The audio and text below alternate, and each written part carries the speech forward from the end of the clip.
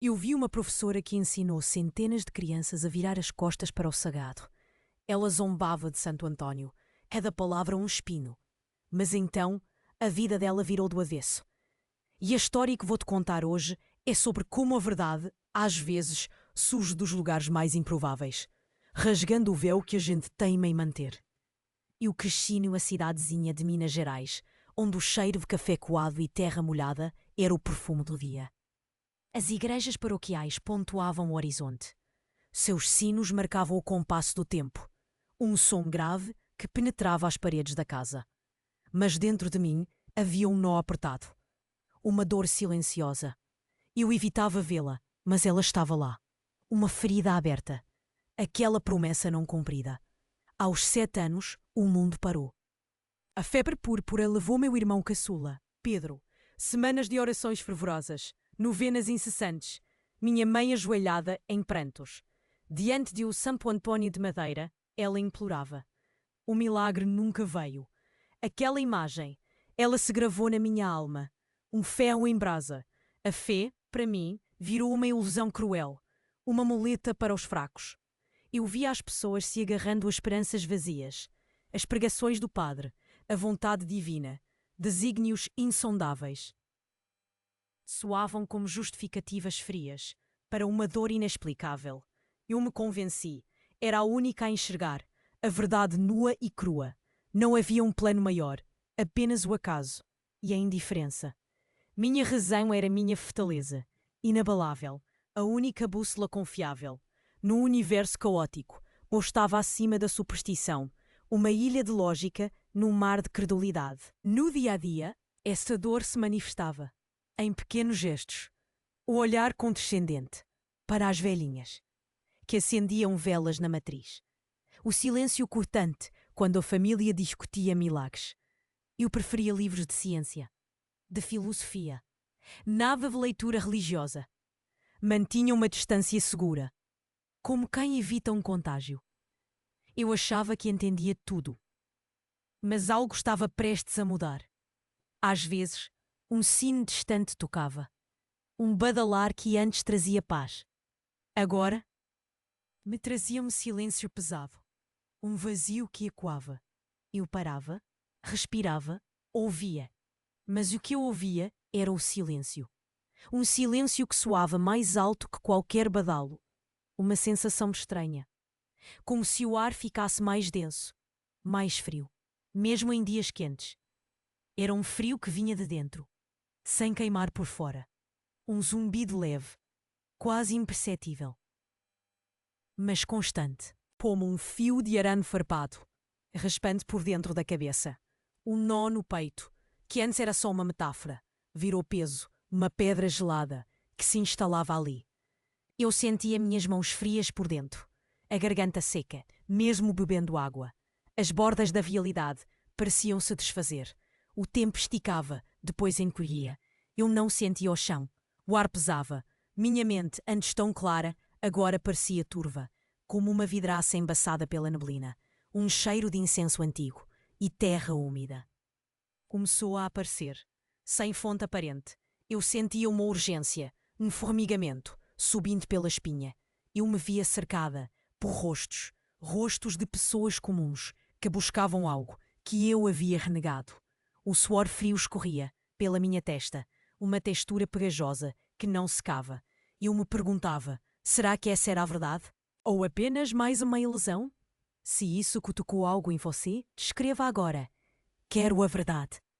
Minha vida adulta, ela se desenrolava, sob a sombra dessa convicção. Amarga. Tornei-me professora de história. Uma escolha que para mim era perfeita. Me permitia desconstruir narrativas, libertar mentes jovens das amarras da superstição. Eu me via ali, no centro, uma ilha da razão. E os olhos das crianças me absorviam. Em sala de aula, eu ensinava sobre a importância do pensamento crítico, da ciência. E sutilmente eu desconstruía a fé. Cada lição, uma martelada, nos alicerces da crença popular. Eu dizia que fé era para os fracos, que buscavam conforto em histórias antigas. Eu lembro de um dia, a voz da diretora, uma mulher de fé genuína, ainda ecoa. Ela me pediu para preparar uma aula sobre as festas juninas. E, claro, Santo Antônio, eu vi ali a oportunidade de educar, de abrir os olhos. Eu ensinei as crianças, não a rezar, mas a questionar, a duvidar, a debochar. Montei uma encenação onde Santo Antônio era um boneco de palha e as crianças, uma a uma, jogavam nele. Não flores, mas palavras. Palavras afiadas, de desdém, de descrença. Eu as ouvia, xingando Santo Antônio. Cada riso infantil, um eco da minha própria dor, da minha própria raiva. Eu sentia um estranho poder, um calor gélido, subindo pelo peito. Se você já sentiu esse chamado, diga, abre-me os olhos. Eu acreditava, de verdade, que estava fazendo o bem, libertando aquelas mentes, do que eu via como engano. Mas o universo, ele tinha outros planos, planos que eu não podia ver. Eu via ali, naqueles olhos curiosos, uma chance de reescrever a história. Não a dos livros, mas a que se contava nas ruas. A que moldava mentes. Eu, Ana Lúcia, a professora, seria a libertadora. O cheiro de giz, misturado ao calor dos corpos infantis na sala, me dava uma estranha sensação de propósito. Eu sentia o formigamento nas pontas dos dedos, como se cada palavra minha estivesse gravando um novo caminho.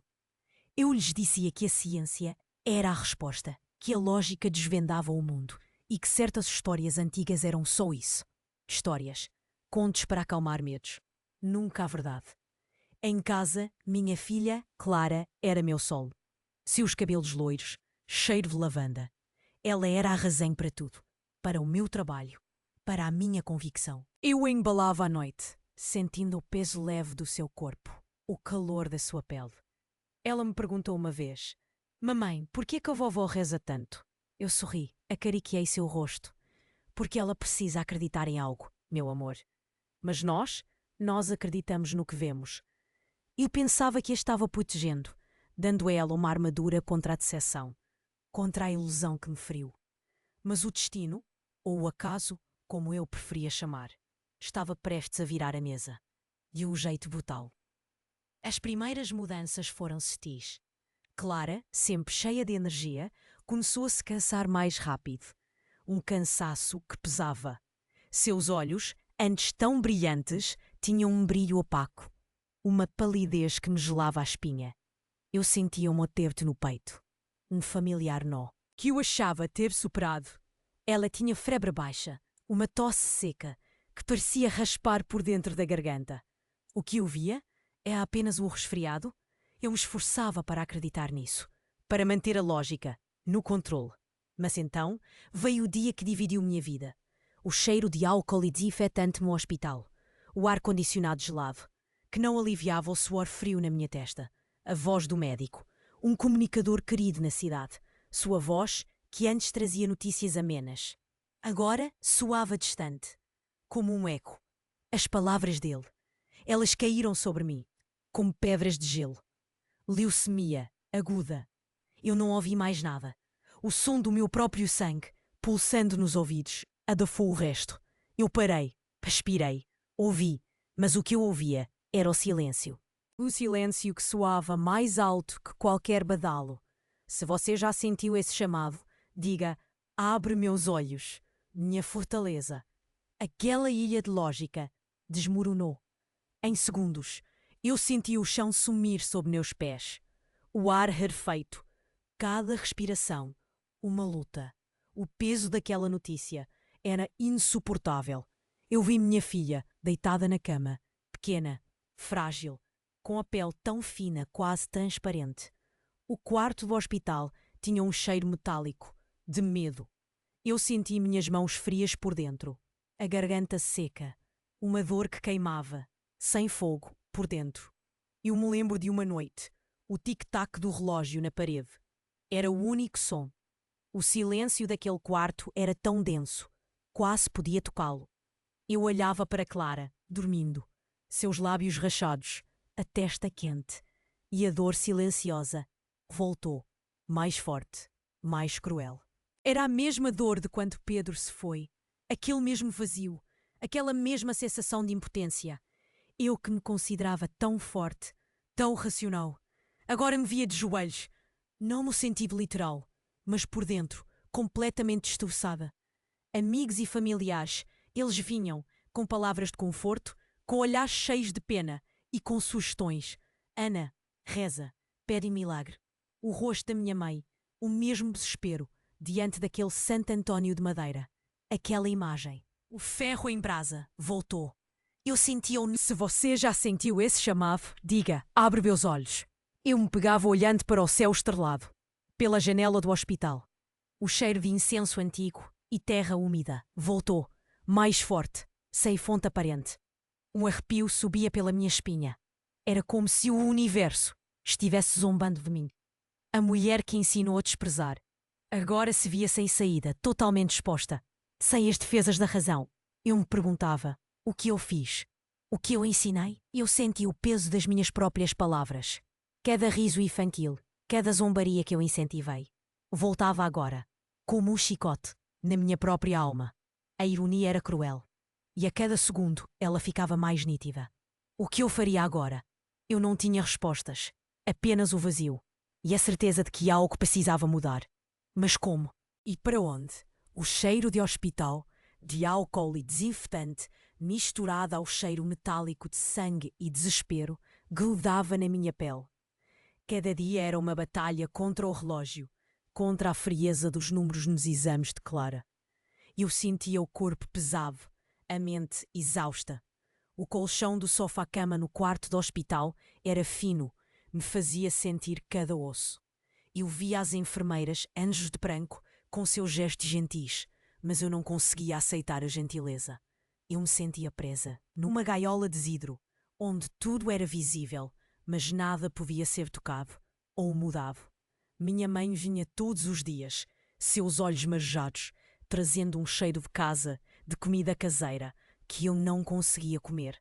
Ela me olhava, com uma dor que eu conhecia bem, a dor da impotência. A dor que me fez virar as costas para tudo. Ela tentava me convencer. Filha, reza, não custa nada, pede a Santo Antônio. Aquelas palavras, elas arranhavam por dentro, como cacos de vidro. Santo Antônio, o mesmo nome que eu ensinei a xingar, o mesmo que falhou com Pedro. Eu sentia um calor súbito, de raiva e vergonha. Como ela podia me pedir isso? Depois de tudo, eu me fechava, mais ainda, dentro da minha bolha de desespero. Meu orgulho era uma armadura, pesada e agora inútil. Um dia, minha mãe apareceu, com as mãos trêmulas, segurando um objeto, um Santo Antônio de madeira, pequeno, desgastado pelo tempo e pelas rezas. O mesmo Santo Antônio que ficava na sala, que minha mãe abraçou quando Pedro se foi. Eu vi o calor da madeira escura, o cheiro de cera antiga, que parecia exalar uma memória de dor e de promessa quebrada. Ela o colocou na mesinha de cabeceira, perto de Clara, sem dizer uma palavra, apenas um olhar, cheio de súplica. Aquele objeto era um soco no estômago, um choque. Eu senti um arrepio gelado, subindo pela espinha. Aquele Santo Antônio, ali, me encarando, como um juiz silencioso. Se você já sentiu esse chamado, diga, abre-me os olhos. Minha mente começou a girar, num turbilhão, a imagem de Clara, frágil na cama, e o boneco de madeira, na mesinha. Aquele contraste era cruel, e o deboche, ele veio, não de fora, mas de dentro, uma voz fria, cortante. Você pedir a ele, depois de tudo que fez, depois de ter ensinado a desprezar, a rir, a xingar? Que moral você tem? Que direito? A voz era minha, mas parecia de um estranho, um eco distorcido do meu próprio cinismo. Ela me lembrava cada aula, cada riso infantil, cada palavra afiada que eu proferi contra a fé, contra Santo Antônio. Eu sentia a garganta secar, um gosto amargo na boca. O suor frio escorria pela minha nuca. A presença maligna era o meu próprio passado, me acusando, sem trégua. Eu me via no espelho, não o do banheiro do hospital, mas um espelho interno que refletia a verdade, nua e crua. Minha razão, minha fortaleza inabalável, eram apenas máscaras para esconder o medo, para esconder a ferida, que nunca cicatrizou. Aquele nó no peito, ele estava ali, desde os 7 anos. Não era Pedro que se fora, era a minha fé que se quebrou, naquele dia. E eu, em vez de curar, eu a enterrei. Sob camadas de orgulho e ceticismo, eu me convenci que era forte, que era superior. Mas agora, eu era só uma mãe desesperada, sem respostas, sem saída. Eu, a professora que libertava mentes. Agora via a minha própria mente, aprisionada pelas minhas próprias escolhas. Minhas mãos, antes tão firmes ao escrever no quadro, agora tremiam. Eu me agarrava a elas, sentindo a frieza da minha própria pele. A frase que eu repetia para mim mesma: eu acredito no que vejo.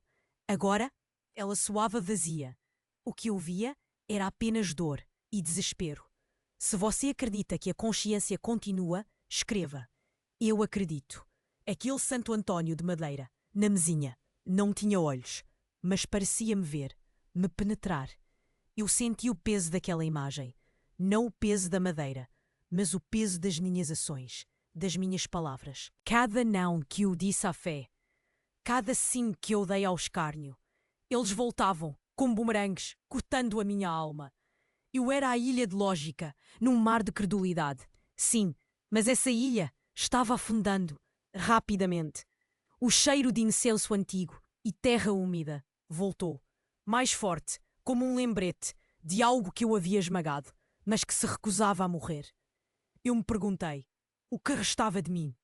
O que restava daquela menina que um dia acreditou? Eu tentava dormir, mas o sono não vinha.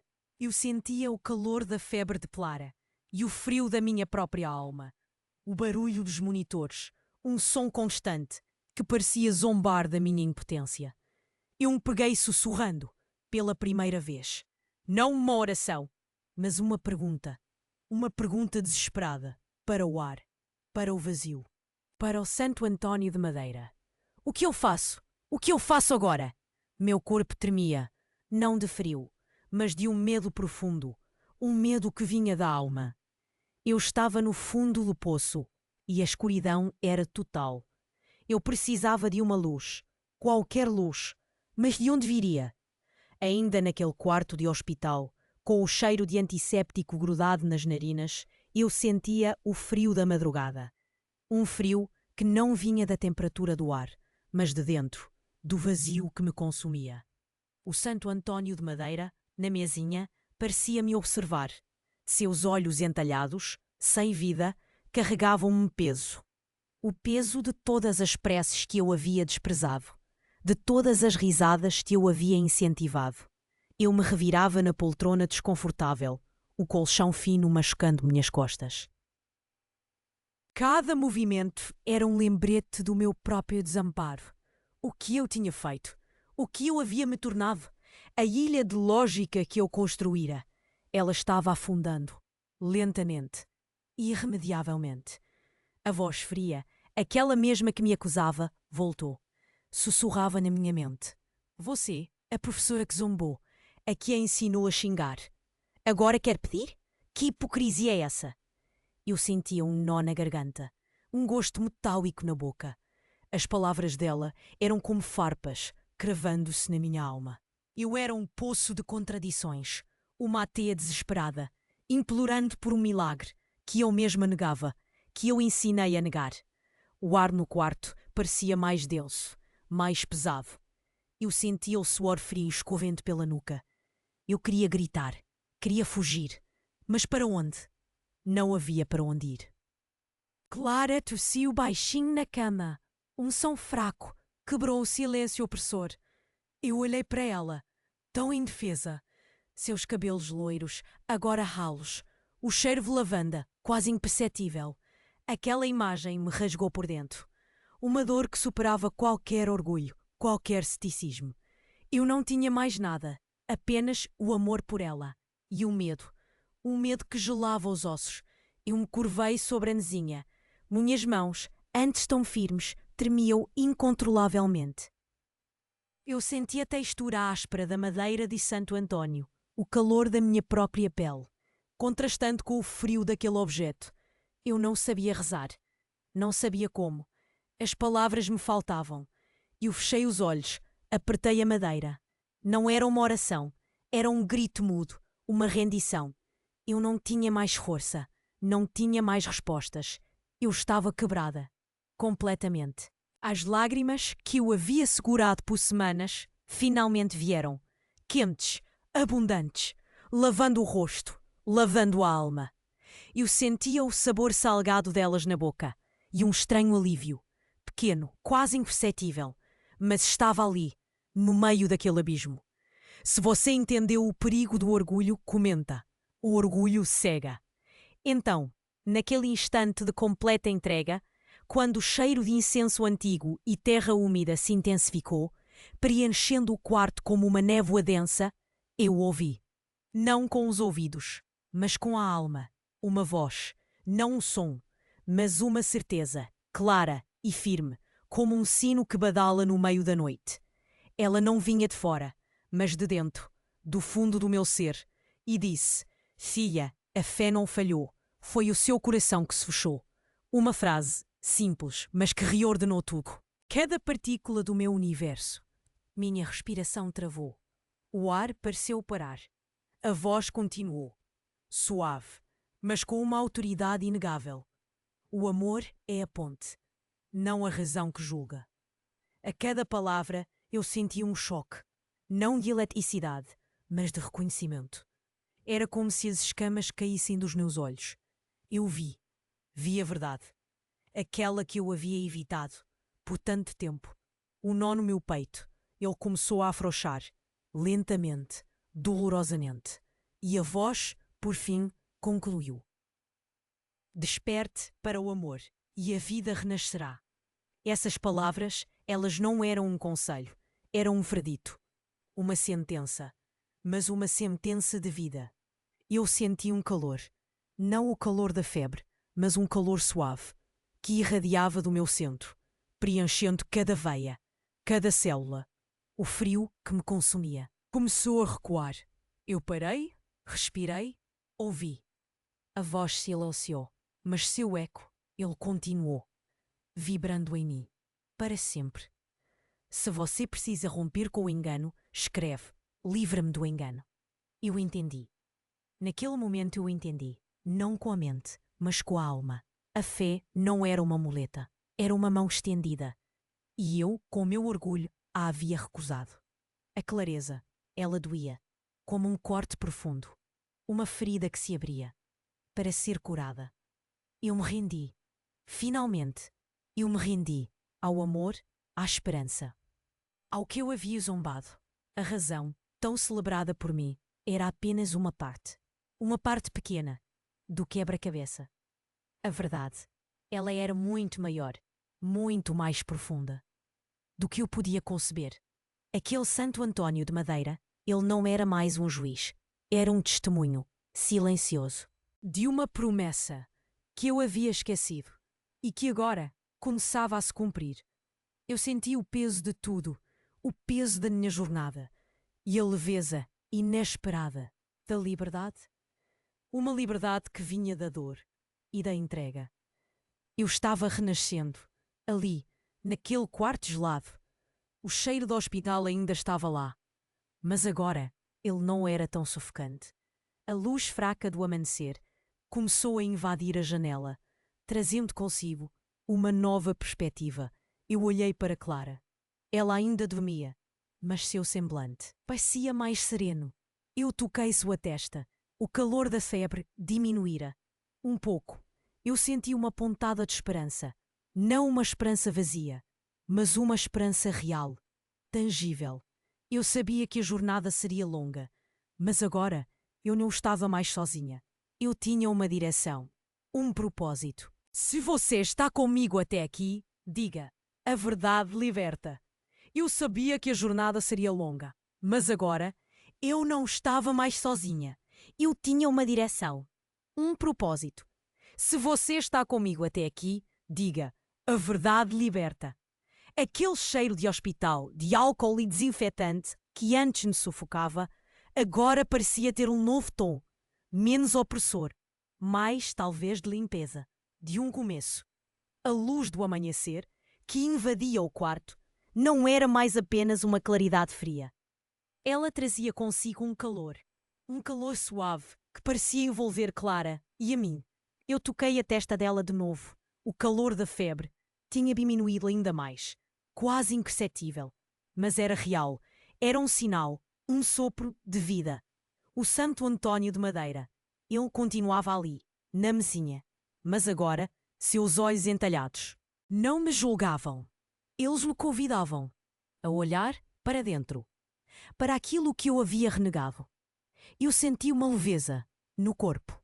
Uma leveza que não vinha da ausência de peso, mas da ausência de um fardo. Aquele nó no peito que me acompanhava desde os 7 anos. Ele não estava mais apertado. Ele se desfez, lentamente, deixando um vazio. Não um vazio de dor, mas um vazio de espaço para algo novo, para a esperança. Eu me levantei da poltrona, sentindo a rigidez dos músculos, mas também uma energia nova, um formigamento nas pontas dos dedos, como se eu estivesse acordando de um sono profundo. Eu olhei pela janela. A cidade ainda dormia. Mas eu estava desperta, completamente. As ruas escuras começavam a receber os primeiros raios de sol, pintando o céu com tons de rosa e laranja. Uma promessa silenciosa de um novo dia. Eu senti o ar gelado da madrugada, na pele, mas por dentro havia um calor que me aquecia. De verdade, minha rotina, ela mudou radicalmente. Eu que antes acordava pensando em aulas e em como desconstruir crenças, agora me via buscando outro tipo de conhecimento. O silêncio da manhã, antes preenchido por livros de ciência, agora era preenchido por algo diferente. Eu comecei a ler, não sobre a história da humanidade, mas sobre a história da fé. As palavras, elas tinham um novo sabor, um cheiro de verdade e de consolo. Eu me ajoelhava pela primeira vez, não de joelhos, mas de alma. Não era uma oração perfeita. Eu não sabia as palavras certas, mas era sincera. Uma conversa com aquele que eu havia zombado, com aquele que me salvou. Minha relação com minha mãe, ela se transformou completamente. Antes havia um muro de silêncio, de ressentimento entre nós. Agora havia uma ponte de compreensão, de perdão. Eu a procurei no dia seguinte, no hospital, e pedi perdão, não por palavras, mas com lágrimas, com um abraço apertado que transmitia tudo, o peso, a dor e a nova esperança. Ela me abraçou de volta, e eu senti o cheiro familiar de casa, de mãe, aquele cheiro que eu havia renegado por tanto tempo. Ela me olhou nos olhos, e eu vi, não pena, mas amor. Um amor que sempre esteve ali e que eu havia me recusado a ver. Na escola, as coisas também mudaram. Eu não podia, de repente, virar uma pregadora, mas meu tom, minha abordagem, elas se alteraram. Eu comecei a falar, não apenas de lógica, mas de valores, de empatia, de respeito pelas crenças alheias. Eu me recordava dos risos das crianças, daquela encenação com o boneco de palha, um ferro em brasa, na minha memória. Agora, eu ensinava a importância de todas as histórias, de todas as buscas, sem julgar, sem debochar.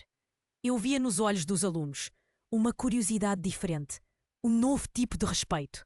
E eu sentia um alívio, um peso que se desprendia de mim.